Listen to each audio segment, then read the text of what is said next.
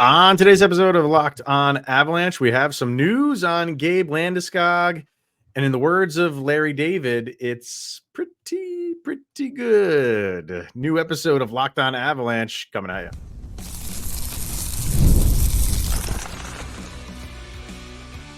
You're Locked On Avalanche, your daily podcast on the Colorado Avalanche. Part of the Locked On Podcast Network, your team every day.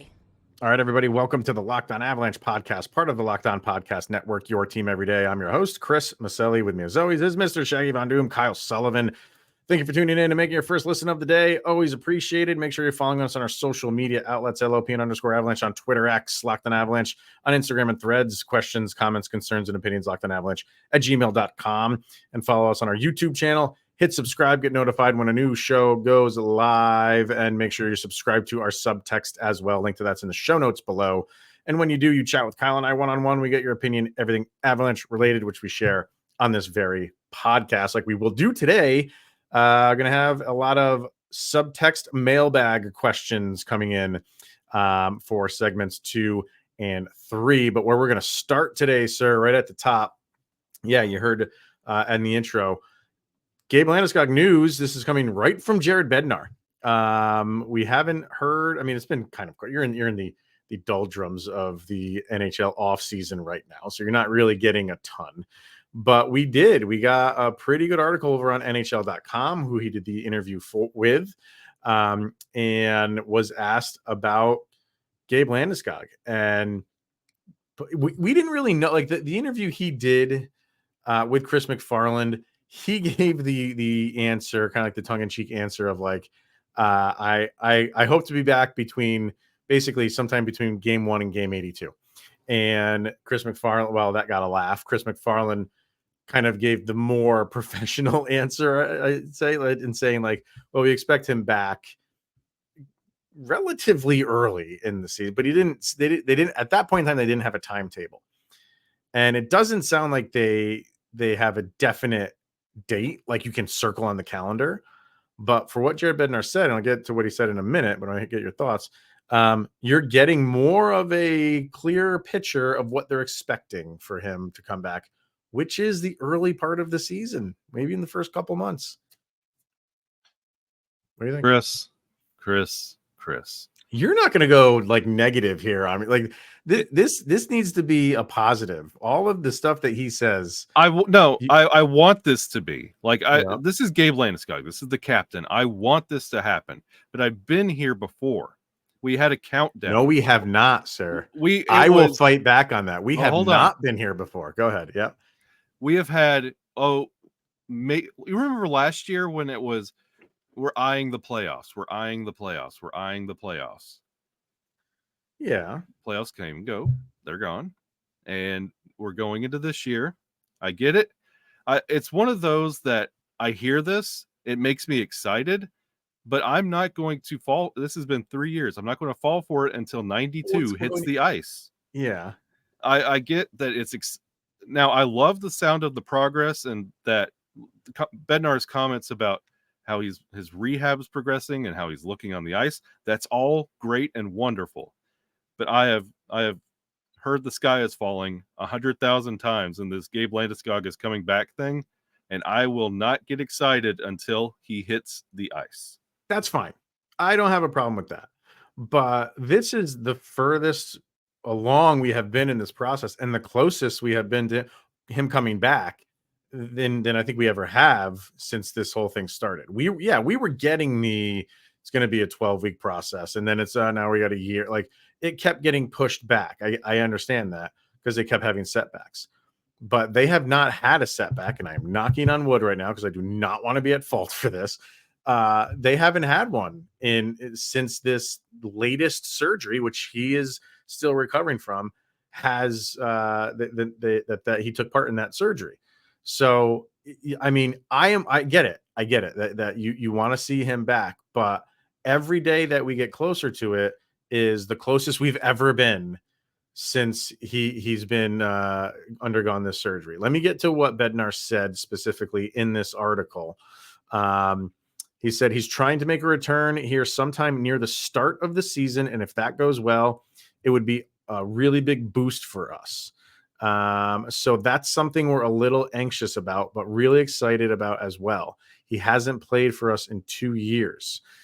It's just when he feels well enough to sort of keep ramping up and taking the next step. It's been a long time now, so there's no rush. It's just all with what he's feeling comfortable with, just what he's been able to do both in the gym and with his training off the ice, and what he's been able to do on the ice. We're certainly optimistic that he'll be able to come back. So you couple that with Brennan Vogt, who was on our show a few weeks ago. Hit the videos that he put up of Landeskog on the practice ice skating around. We've never been here. Like the few times that he's skated in the past, it's very gingerly. It's just him kind of just really just getting a feel for the ice. What he's doing now is he's doing cuts. He's skating backwards. Like he's not there. Don't get it like, misconstrued at all.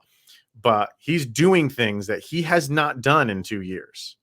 So it's a plus. And every day you get to the next day, how do you feel? I feel okay. All right, let's see if we can ramp it up a little bit more. That's where we're at. There's still a good amount of time to go that he needs to get back there. But opening day doesn't look like it. Somewhere between opening day and like beginning of December, somewhere October, November, I think it could, if everything keeps going the way it's supposed to go, I think that's kind of like the timeline you're looking at here. And I want to get this straight real quick off the hop. Like, I am a Gabe Landeskog fan, a disciple of Landeskog. I love everything he's done for the team, and I'm anxious. I know I said I don't foresee him playing for the Avalanche. Jury's still out on that, but when it comes to Gabe Landeskog returning, and now of all times, you're missing Nichushkin, and Bednar's comments also about Lehkonen and LOC. Yeah, like, I get that his comeback is wonderful and great and grand, but I also want everybody to, it's the captain, it's great, but it's not going to be the captain, and he's still working on that. And honestly, right now, the Avalanche, they need that little bit of extra something. Like, if this was Nichushkin coming back, I would look at it the same way, kind of like a hesitancy. You're just waiting. The Bowen Byram effect that we talked about last year and the year before, where every time he took a hit, we're just like kind of hesitant. We're going to be doing that with Nichushkin when he returns. Gabe Landeskog, every time he takes the ice, we're going to be hesitant. And it's, I have been burned on the excitement so many times. I want to be excited, but I know it's going to be tense watching his return to the ice, and we're going to be watching through a microscope every move he makes. I think this season it's going to be in stages for Gabe Landeskog. And stage one is just, well, maybe stage one is going on right now, if you want to say that. So maybe like I guess the way I'll phrase it, like stage one, like when the season starts, is just him coming back and him getting to one game.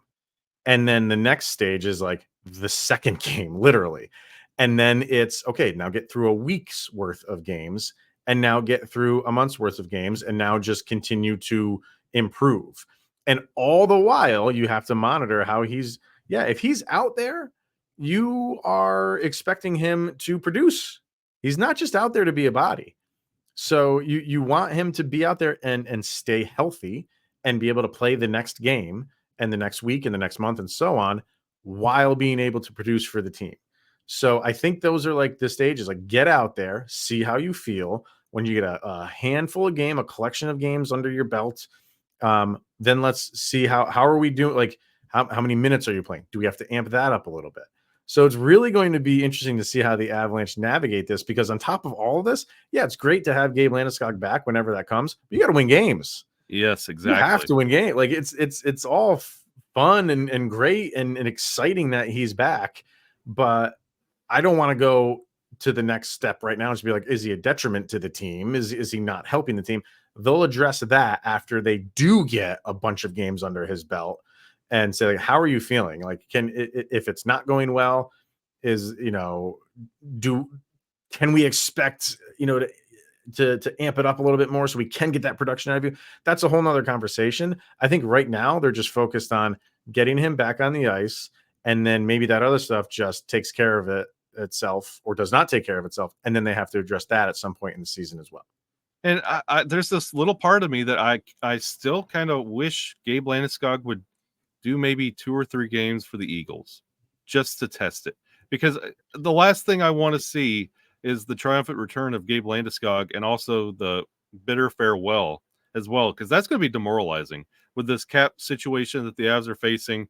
He comes back and then it's not there. You're watching a shell of Gabe Landeskog. Right. I kind of want to see He him wouldn't want that. acclimate just a little bit more, like above practice with Mhm. maybe the Eagles for a game or two just to see what it does. And if he says green light, then blow the roof off of Ball Arena. This is the Mhm. return we want. I don't want to see the return also be the possible finale. That's what scares me to death. Yeah, that's true. And quickly, he did mention other guys kind of on the mend. Well, he talked about, Valnichuskin, not in detail, but just him, Lehkonen, and Logan O'Connor. Doesn't really seem like Nichushkin's not. Lehkonen doesn't seem like he's going to be there for the opening night. And Logan O'Connor said he's recovering from season-ending hip surgery, should be ready for the start of the season. So he should be there for game one, but called Lehkonen a question mark for game one. So let's say you do get Logan O'Connor for game one, but you don't have Gabe Landeskog, Val Nichushkin, or Arturi Lehkonen, but all 3 of those guys come back within a month of each other.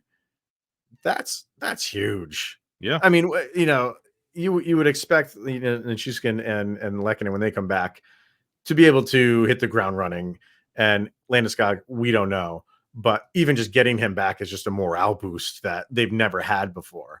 So get all 3 of those guys, probably 4 with Logan O'Connor. That's a huge part of your team that's all coming back, hopefully within 4 weeks of each other.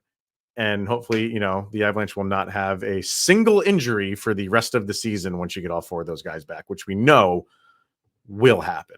What are you talking about? They're already injured. I The season hasn't even started. We have Well, you have question to marks on opening night roster. They're getting the injuries out of the way before the season even starts. I like this plan. I like this a lot. They're doing it in reverse this year. Let's just be hurt right away, and then we don't have to be hurt later, which we all know is totally not going to happen. That's how it works. Yeah. So I don't know. I read that article and thought that's good news. And I'm not going to sit here and just be like, oh, I'm waiting for the other foot to drop or shoe to fall. That's good news. I'll take it. I'll run with it. And it's another day closer to an eventual return from him, which you have to be excited about.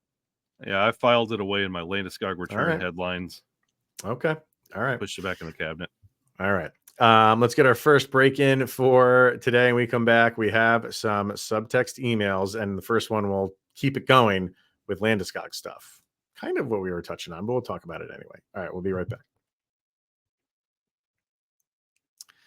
All right, first we're going to hear from Indeed, and we're driven by the search for better. But when it comes to hiring, the best way to search for a candidate isn't to search at all. So don't search, match with Indeed. If you need to hire, you need Indeed because it's your matching and hiring platform with over 350 million global monthly visitors, according to Indeed data, and a matching engine that helps you find quality candidates fast.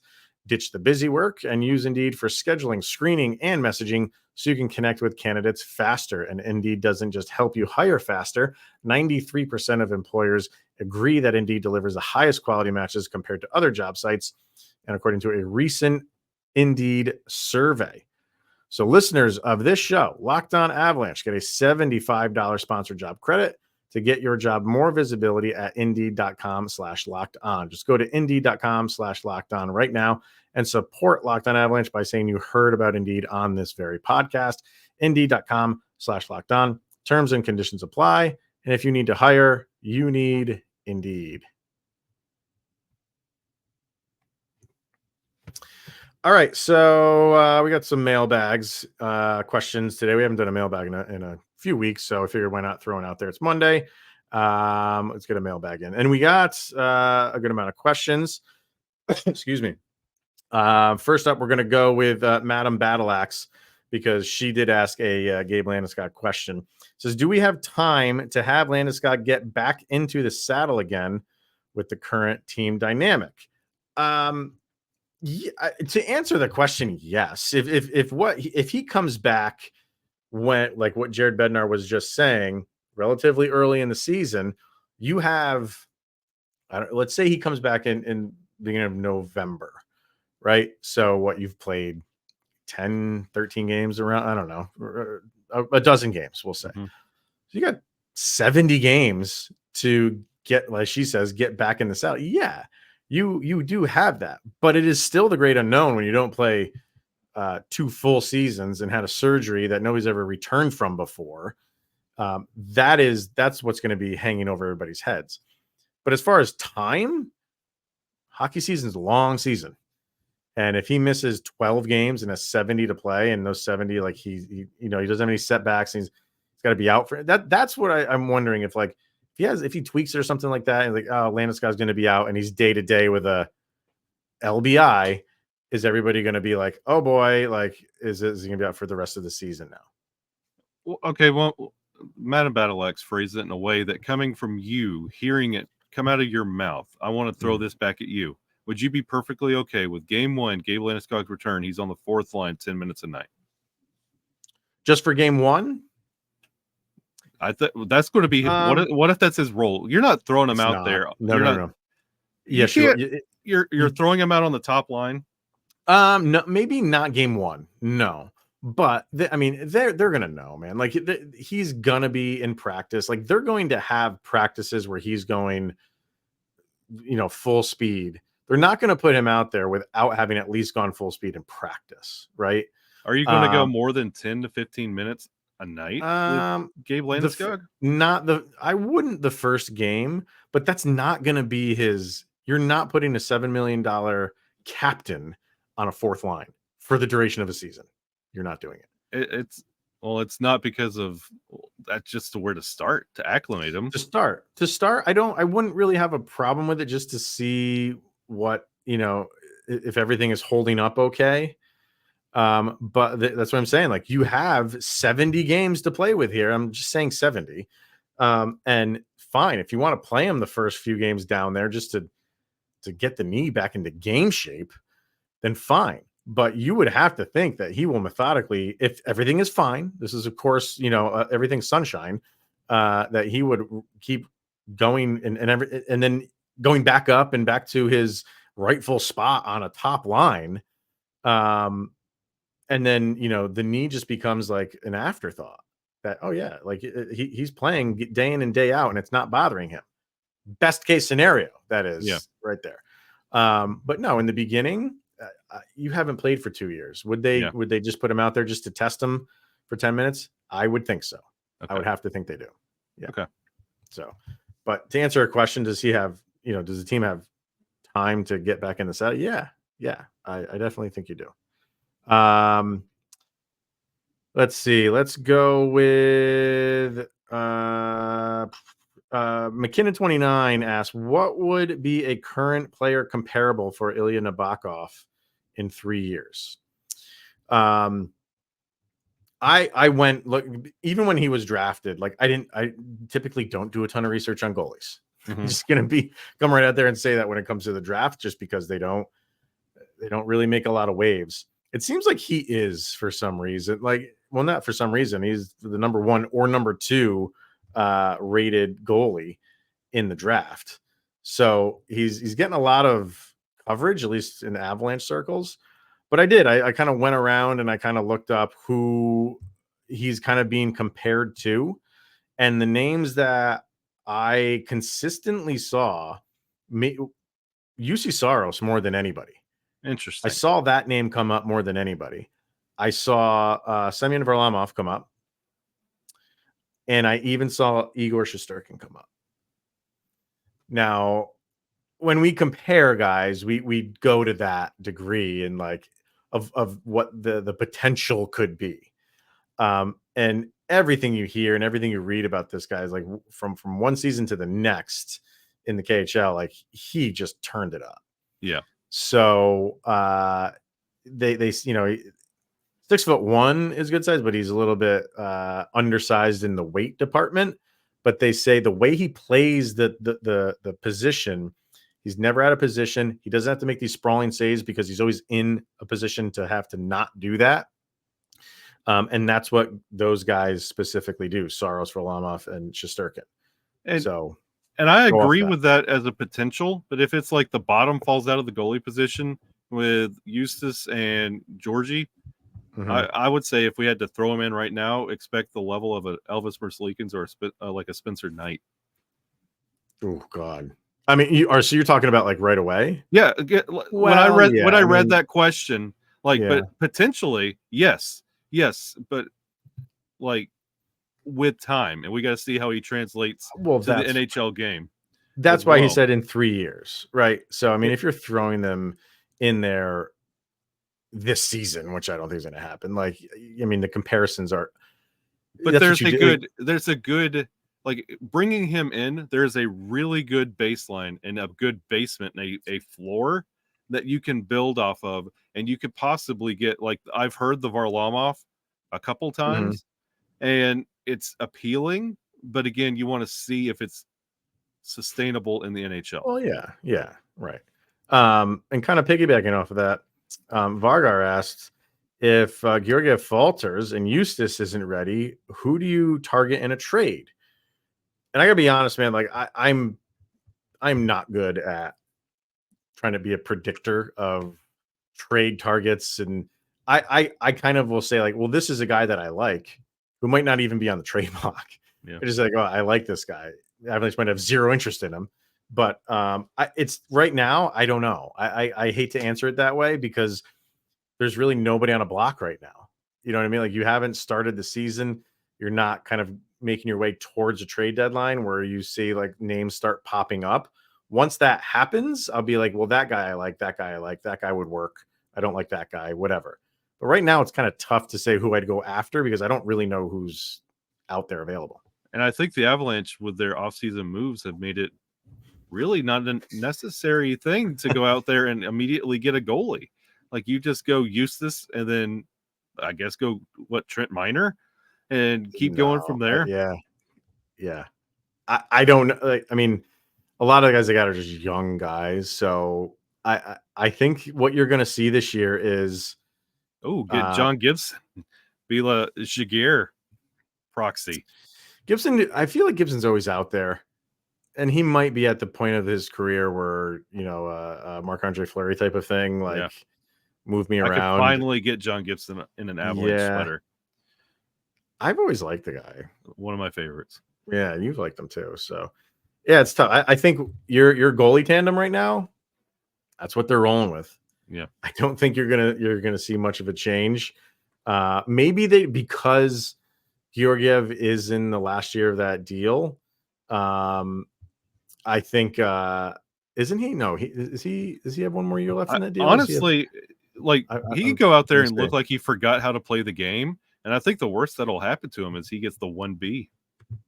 I think it just flips around. That's if Annunen is stepping up his game, yeah. But if Georgie, this is the last year, but his yeah.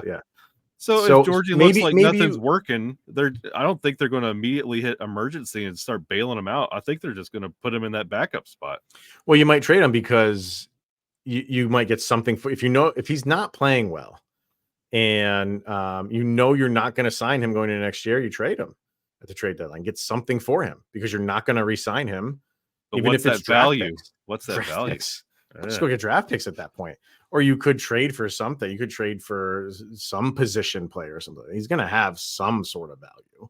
It's not going to be over the moon, but you could get something for him. But if they feel like, if they're at that point come trade deadline where they're like, we kind of are looking ahead with him and we're not going to sign him, yeah, they'll I would think they would deal him. Well, it depends where the Avs are sitting in the Central that we talked about, how deep it is. Like, if they're still in the hunt, I don't know. They might, but if they're sitting in the bottom and they're like around Minnesota, then there might be some moves made, and they might definitely say will.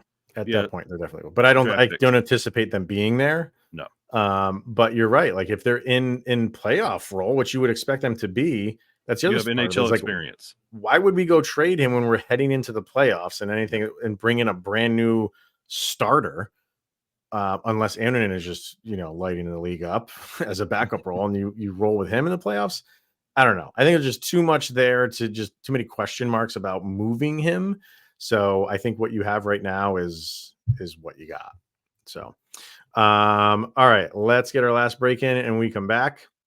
We're going to talk about ourselves a lot, how we got here. Let's do it right after this.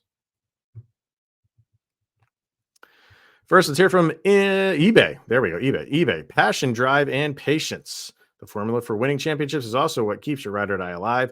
eBay Motors is everything you need to maintain your vehicle and level it up to peak performance. Superchargers, roof racks, exhaust kits, LED headlights, and more. Whether you're into speed, power, style, which we call, what is that, Mr. Sullivan? Nathan McKinnon trilogy.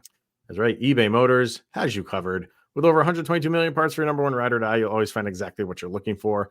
With eBay Guaranteed Fit, your part is guaranteed to fit your ride every time or your money back, because with eBay Motors, you're burning rubber, not cash.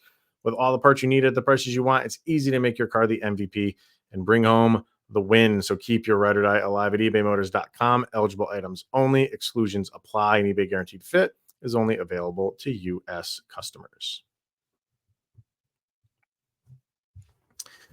All right, sir. One more question to get to on our subtext line here. I think it was from Kyle. Let me bring it up so I can read it verbatim. Yeah. We've talked about this before, not many times, but a couple times. But he says, you probably have already covered this. Yes, which we have. But what inspired you to cross the threshold from super fans to the sports media / broadcasting role? Basically,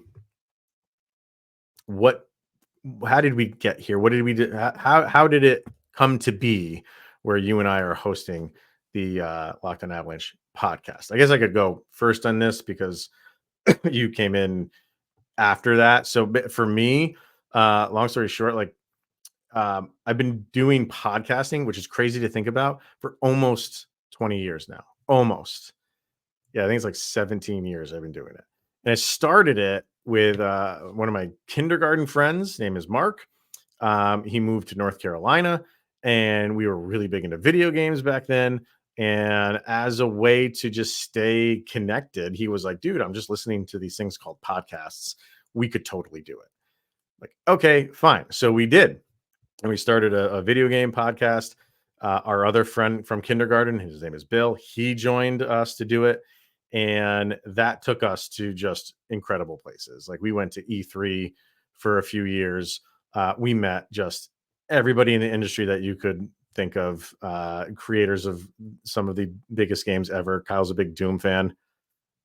I met John Romero. Like I have John Romero's number on my phone. Oh, So like, yeah, like just met like really, really cool people. And then we did we wanted to do a game specific podcast, which we were huge Halo fans. And then when Bungie said they were releasing Destiny, we're like, that's it. So we released a Destiny podcast a year before the game even came out and did an episode every single week. Do you know how difficult it is to talk about a game that has not come out for a year for 52 weeks? It's very difficult, but we did that. And then I got away from the video game world. I had kids and I just didn't play a lot anymore. I was always an Avalanche fan, obviously, but my Avalanche fandom came from being a Denver Broncos fan, playing years and years and years of Tecmo Super Bowl, which nobody can beat me at, by the way. I will take anybody on in Tecmo Super Bowl and you will not beat me. We'll have to test that one day. Challenge. Yeah, I'll accept any challenge. That's the one game I can say like I am a master at. All the other ones, so it was like, and then in 93, when the Colorado Rockies were an expansion team, that was a time when it was like people were picking who they wanted, like the Rockies or the Florida Marlins, because they were both coming into the Major League Baseball at the same time. Everybody was a Marlin, or at least for where I'm from. Everyone was going with the Marlins. And I was like, well, I'm a Broncos fan, so I'm going to like the Rockies. And then, a few years later, you had the Quebec Nordiques become the Avalanche. I'm like, well, then that's my hockey team as well. And again, again, years down the road, and I started doing the podcasting. And then when I got away from video game podcasting, I always wanted to do a podcast on the Colorado Avalanche. And it was just perfect timing between that and Locked On getting into the world of hockey podcasts. They'd already had basketball and football, and they were coming out with Major League Baseball and NHL. It was just at the right time where I emailed them. They emailed me back within like 20 minutes and were like, let's talk. And we just had a good conversation, told them what I had done in the past, what I wanted to do with the show. And we got set up. And here we are 5 years later. Yeah. And yeah, 5 years later. So, and then you were a frequent emailer.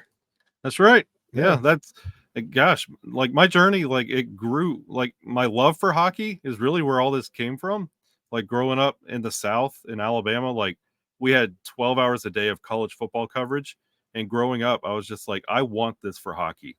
Like I love the sport enough where I want this. And then like fast forward, I did like a little bit of like writing, and I was all over Twitter at the time and just like tweeting during games, and then found your show, and you had your first Fandom Friday, and I emailed in, and you're like, oh, an Avalanche fan in Alabama, come on.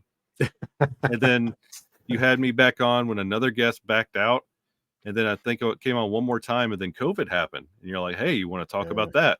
And then it was like every Friday, and then eventually I just became part of the show. Yeah. And it's been like, this is a dream. Like I've had side podcasts, and I just love talking about the game of hockey because I love this sport. I have since I was like 6 years old. And back to your video games, I used to play video games like hockey. Every release, I would track the stats and players, and this has been my world my entire life. And I just couldn't imagine a life where I didn't have some avenue to talk about hockey. Yeah.